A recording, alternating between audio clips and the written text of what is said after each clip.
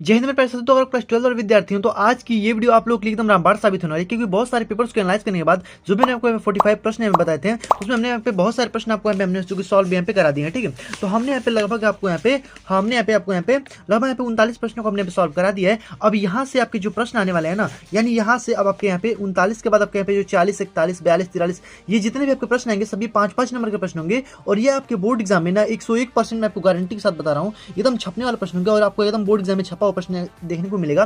तो आइए इसको यहाँ पे देखते हैं और यहाँ पे 40वां प्रश्न में यहाँ पे स्टार्ट करेंगे। और यहाँ पे सबसे मोस्ट इंपॉर्टेंट प्रश्न 101% मैं आपको गारंटी दे रहा हूँ छपेगा। तो आइए इसे एकदम विद सॉल्यूशन के साथ यहाँ पे देखते हैं और बहुत ही आसान तरीके से आपको इसी वीडियो में यहाँ पे क्लियर भी हो जाने वाला है। जैसे हम इसमें देखेंगे कि यहाँ पे मानव कल्याण में जैव प्रौद्योगिकी का क्या योगदान है और यहाँ पे मनुष्य के नरजनन और जो महिला का प्रजनन तंत्र है इसके बारे में यहाँ पे समझने वाले हैं और बहुत ही आसान तरीके से आपको एकदम इस वीडियो में क्लियर हो जाने वाला है। तो चलिए फटाफट से वीडियो को शुरू करते हैं।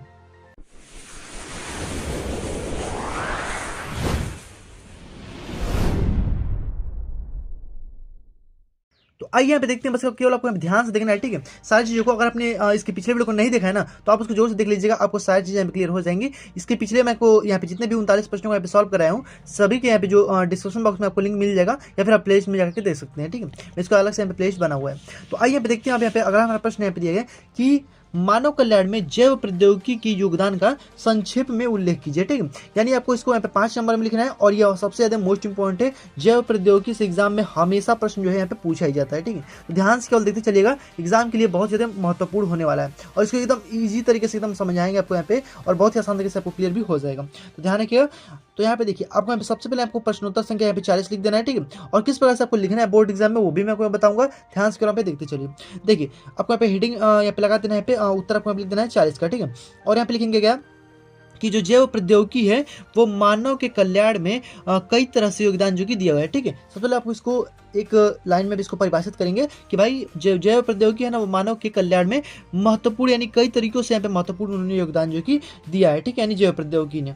अब देखिए, अब यह भाई किस किस क्षेत्र में दिया है, तो भाई कृषि के क्षेत्र में दिया है, चिकित्सा के क्षेत्र में दिया है, पर्यावरण संरक्षण के क्षेत्र में सुधार लाने में यहाँ पे मदद की है। यानी कहने का मतलब यह है कि जो जैव प्रौद्योगिकी होती है यानी जैव प्रौद्योगिकी का मतलब क्या है कि जीव से संबंधित। ठीक है, यानी जैव के लिए प्रौद्योगिकी। तो यहाँ पे जो जैव के लिए जो भी यहाँ पे प्रौद्योगिकी यहाँ पे बनाई गई है वह किस किस चीज़ में, तो यहाँ पे कृषि के क्षेत्र में, चिकित्सा के क्षेत्र में और पर्यावरण संरक्षण के क्षेत्र में यहाँ पे बहुत ज्यादा सुधार लाने में मदद की है। ठीक है, तो इतना आपको केवल यहाँ पे लिख देना है और यहाँ पे इसके बाद यहाँ पे छोड़ देना है। ठीक है, अब यहाँ पे आप आगे लिखिएगा, यहाँ पे क्या लिखेंगे भैया, तो स्वास्थ्य में योगदान, नई दवाओं का विकास और रोगों का उपचार, टीकों का विकास, एंटीबायोटिक दवाओं का उत्पादन, परजीवी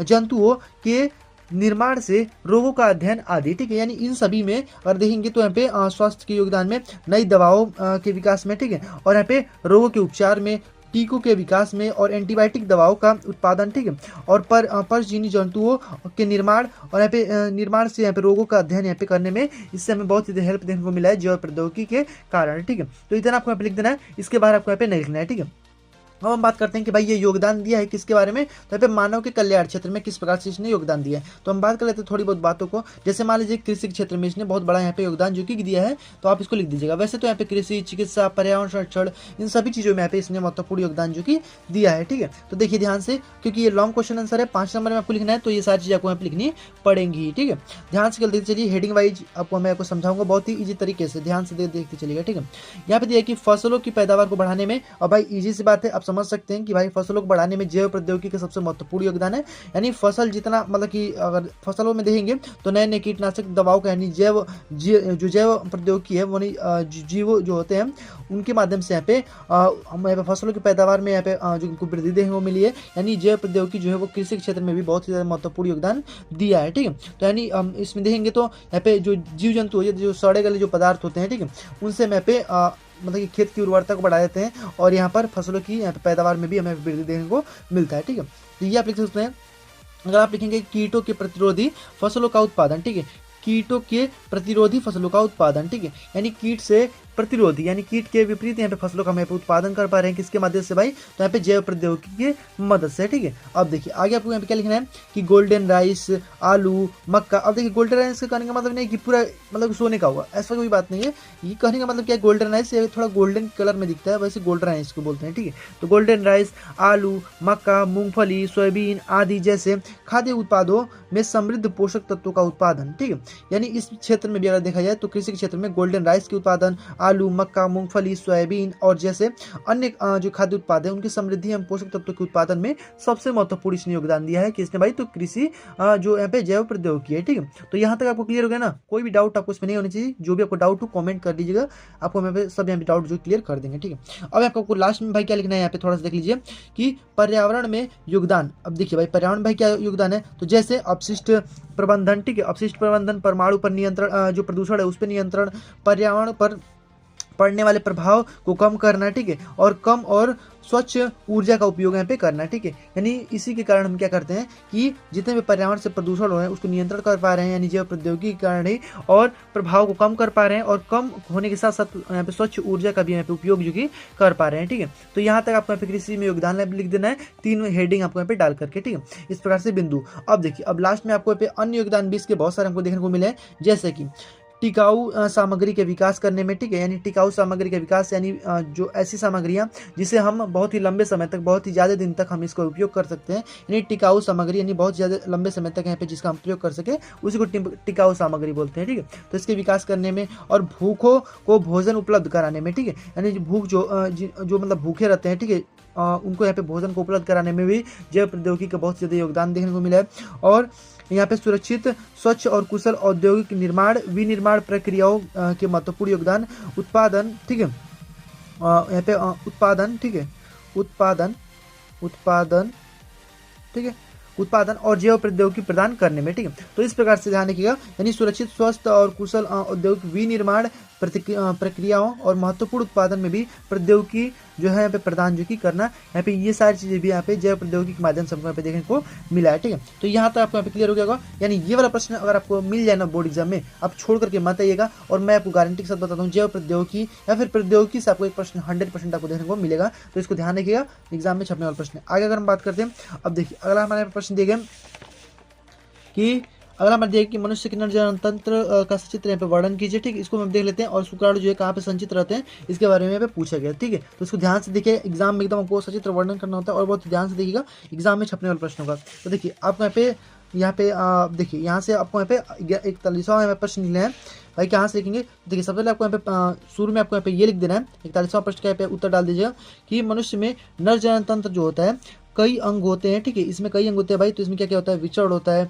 और फिर शुक्रवाहिनी होता है, शुक्राशय होता है, प्रोस्टेट ग्लैंड होता है, ठीक है, जिसको हम प्रोस्टेट ग्रंथि कहते हैं, शिश्न होता है, और इसके जो कि जनन क्रियाओं की अहम भूमिका यहाँ पे निभाते हैं, ठीक है। यानी इतना आपको लिख देना है, यानी जो मेन पार्ट है ना उसको आपको यहाँ पे लिख देना है। अब इसके आगे देखिए इसको आप मतलब सचित्र वर्णन कैसे करेंगे, चित्र के माध्यम से आपको कैसे इसको दिखाएंगे, और बहुत ही आसान तरीके से आप इसमें बोर्ड एग्जाम में यहाँ पे बना सकते हैं, ठीक है। ध्यान से केवल देखते चलिए, आपको आसानी से क्लियर भी हो जाएगा। तो देखिए अब इसके आगे भाई हम यहाँ पे देखते हैं अगला भाई हमारे यहाँ पे कौन सा हो जाता है। तो देखिए ध्यान से आपको यहाँ पे देखते चलना है। देखिए कुछ इस प्रकार से आपको यहाँ पे चित्र को यहाँ पे बनाना है और बहुत इजीली यहाँ पे बना सकते हैं। सबसे पहले आपको यहाँ पे एक प्रोस्टेट ग्लैंड आपको इस प्रकार से बना देना है, ठीक है। आपको इस प्रकार से बना देना है और यहाँ पे गोल से इस प्रकार से ला करके और आगे इस प्रकार से यहाँ पे सिस्टम को यहाँ पे जो सिस्टम है यहाँ पे इस प्रकार से आपको यहाँ बना देना है, ठीक है। आगे इस प्रकार से ला करके और यहाँ पे इस प्रकार से और यहाँ पे बना देना, इसमें पत्ती आपको यहाँ पे नाली यहाँ पे इस प्रकार से बना देनी है।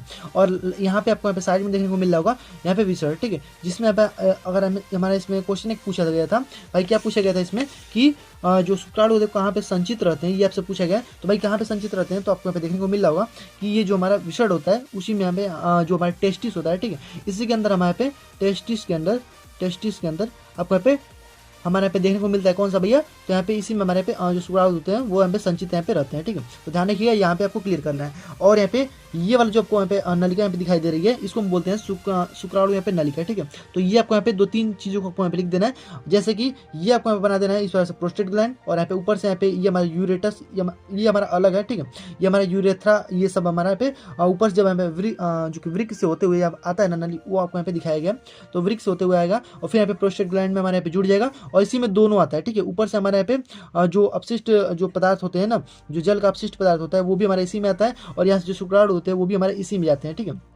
यानी दोनों हमारे यहीं पे आता है और यहीं से फिर हमारे यहाँ पे बाहर निकलता है। तो देखिए, तो यहाँ से आपको कर देना और इस प्रकार से आपको नली बना देना है यहाँ पे शुक्राणु नलिया वाला, और यहाँ पे आगे इस प्रकार से बना करके और यहाँ पे सिस्ट का आपको इस प्रकार से बना देना है। और आपको बस केवल इतना ही बना देंगे ना तो आपको नंबर यहाँ पे फुल देखने को मिलेगा आपको अपने बोर्ड एग्जाम में, और बहुत ही ईजी तरीके से मैंने इसको बनाया भी है। ठीक है, आपको बस केवल इस प्रकार से यहाँ पे पोस्टर बना देना है। ठीक है, इस प्रकार से ला देना है और यहाँ पे आगे ला करके इस तरह से करके और यहाँ पे आगे इस प्रकार से ला करके, ठीक है, आपको इस प्रकार से ला करके और यहाँ पे इस तरीके से आपको यहाँ पे बना देना है। ठीक है, इस तरीके से बना करके और यहाँ पे इस तरीके से कुछ, ठीक है। अब देखिए भाई, इस जब बनाएंगे बढ़िया तरीके से तो आपको यहाँ पे अच्छी तरीके से यहाँ पे बन जाएगा। ठीक है, और यहाँ पे फिर आप यहाँ पे ऊपर से यहाँ पे इसको इस तरीके से जो यूरेथ्रा होगा आपको इस तरह से बना दीजिएगा और यहाँ से आपको यहाँ पे नल निकाल करके और यहाँ पे आपको यहाँ पे विजर को यहाँ पे बना देना है। ठीक है, तो इस प्रकार से आपको आसानी से बना सकते हैं, एग्जाम में कोई भी दिक्कत नहीं होगा। मैंने इसको बहुत ही ईजी तरीके से बनाया हुआ है, आप यहाँ पे देख सकते हैं। ठीक है, तो यहाँ पे आपको 2-3 चीज़ें लिखना है, प्रोस्टेट ग्लैंड लिख दीजिएगा, सिस्टम लिख दीजिएगा और यहाँ पे रिजल्ट लिख दीजिएगा और यहाँ पे शुक्राणु नलिका आपको यहाँ पे लिख देना है। इतना आपको यहाँ पे लिखना है इसमें। ठीक है, 3-4 बातों को। तो ओके, आपको यहाँ पे क्लियर हो गया ना। अब इसको आप अपने मन से लिख भी सकते हैं, जितनी चीज़ें यहाँ पे लिखी गई है ना सारी चीज़ें को आप यहाँ पे लिख सकते हैं। ठीक है, तो यहाँ पे आप यहाँ पे ध्यान रखिएगा। तो केवल इतना आपको बना देना है, आपको बोर्ड एग्जाम में फुल नंबर यहाँ पे देखने को यहाँ पे मिलेगा। तो आगे में बढ़ जाते हैं और हमसे इसमें पूछा गया था कि कहाँ पे संचित रहते हैं, तो आप इसमें लिख दीजिएगा कि और अतः यहाँ पे शुक्राणु जो है वहाँ पे विसर्ड में यहाँ पे संचित यहाँ पे रहते हैं, टेस्टिस में अपने यहाँ पे संचित यहाँ पे रहते हैं। ठीक है, तो ध्यान रखिएगा। अब हम यहाँ पे आगे बात कर लेते हैं भाई कौन सा है, तो यहाँ पे देखिए अब हमारे पे आगे दिया कि महिला प्रजनन तंत्र का एक नामांकित चित्र यहाँ पे बनाइए। ठीक है, तो इसमें भी हमारे पे बोर्ड एग्जाम में 5 नंबर का प्रश्न पूछा जाता है, इसको भी आप ध्यान से केवल यहाँ पे देखते चलिएगा। ठीक है, देखिए अब हमारे पे आगे में बात करते हैं। देखिए आपको इस प्रकार से कुछ यहाँ पे बनाना है, यहाँ पे जो प्रजनन तंत्र होता है इसको हम इस प्रकार से बनाएंगे। और देखिए ध्यान से आप देखिएगा, इसको आपको बोर्ड एग्जाम में 5 नंबर का प्रश्न पूछेगा और ये आपको बोर्ड एग्जाम में एकदम अच्छी तरह से बना करके यहाँ पे लाना है। ठीक है, देखिए बहुत ही ज़्यादा ईजी है आपको बनाना कैसे, आपको देखिए आपको ऐसे यहाँ पे बना देना है। ठीक है, आपको ऐसे ला करके और ऐसे ट्यूब जो है यहाँ पे इस प्रकार बना देना है। ठीक है, और यहाँ पे ला करके ऐसे बाहर निकाल देना है। ठीक है, ऐसे ला करके और बाहर निकाल देना और यहाँ पे आगे ला करके यहाँ पे पतला कर देना है इस तरीके से।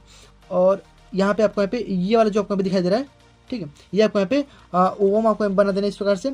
और ये आपको यहाँ पे देखिए, यहाँ पे ये जो चीज़ आपको दिखाई दे रही है हमारा अंडवाहिनी हो जाएगा। ठीक है, अंडवाहिनी इसको हम फॉलिपियन ट्यूब भी बोलते हैं। ये वाला जो हमारा पोर्शन आप देख पा रहे हैं ना, ये फॉलिपियन ट्यूब है और इसके बीच में अगर आप यहाँ पे देख पा रहे हैं तो ये हमारे क्या है, तो यहाँ पे इसको यूरेटर बोलते हैं। ठीक है, यूरेटर इसी को बोलते हैं या फिर यूरेटन, यहाँ पे यूरेटाइन कैविटी भी इसको यहाँ पे कह देते हैं। ठीक है, यूरेटर भी हो जाता है, यूरेटन कैविटी भी होता है, यानी इसी के अंदर यहाँ पे बेबी जो होता है यहाँ पे होता है। ठीक है, यानी यहाँ से हमारे यहाँ पे जो मतलब अंडाणु जो होता है यानी ओवम जो होता है यहाँ से निकलता है और आकर क्या यहाँ तक यहीं पे हमारा रुक जाता है। और यहाँ से फिर हमें पे जब शुक्राणु यहाँ से आते हैं और इससे यहाँ पे जब रिएक्शन कर लेते हैं तो यहाँ पे आकर के यहीं पे हमारा मेन जो यहाँ पे बेबी है वो आपको यहाँ पे बेबी बॉर्न यहाँ पे होता है। ठीक है, तो यहाँ पे इतना आपको यहाँ पे कर देना है, यानी आपको लिखना क्या है, इन 2-3 चीज़ों को आपको इसमें लिखना है। देखिए आप ऊपर लिख देना है यहाँ पे फंडस। ठीक है, फंडस आप लिख दीजिएगा, नीचे आप लिखिएगा यहाँ पे अंडवाहिनी, यानी यहाँ पे आपको अंडवाहिनी लिख देना है, यानी ओवम लिख देना है। और यहाँ पे ये जो निकल करके गया है यहाँ पे ओवम हो जाएगा, यानी अंडाणु हो जाता है। ठीक है, इसी के अंदर यहाँ पे बहुत सारे होते हैं। ठीक है, बहुत सारे होते हैं। और यहाँ पे इधर भी हमारा सेम टू सेम वैसे ही होता है, यानी सेम टू सेम एक बार इधर का होगा, एक हमारा इधर का होता है। अब देखिए, अब इधर आपको लिख देना है यहाँ पे ये जो हमारे बीच वाला जो पोर्शन है यहाँ पे गुआ हो जाएगा, यानी यूरेटाइन यहाँ पे कैविटी हो जाएगा और यहाँ पे ग्रीवा हो जाएगा, यानी सर्विक्स हो जाएगा। ठीक है, यहाँ पे सर्विस हो जाता है, यानी यही से हमारे यहाँ पे अंदर क्यों यहाँ पे जाता है। ठीक है, सर्विस।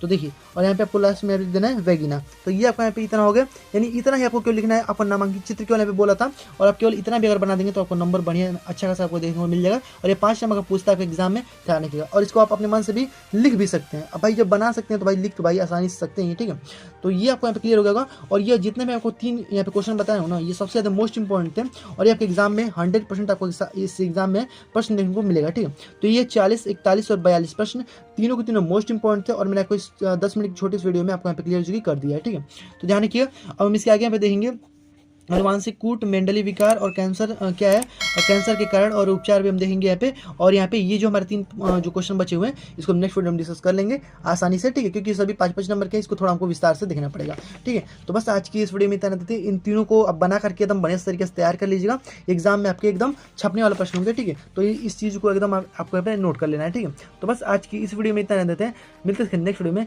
और भी ऐसे इंपॉर्टेंट वीडियोस के लिए चैनल को सब्सक्राइब कर नोटिफिकेशन बिल कॉल पर जरूर से क्लिक करिएगा, क्योंकि जब इसके नेक्स्ट पार्ट का वीडियो जो है अपलोड करेंगे नोटिफिकेशन जो है ना आपके पास सबसे पहले यहाँ पे पहुंच जाए। चलिए मिलते हैं नेक्स्ट वीडियो में, तब तक वंदे मातरम।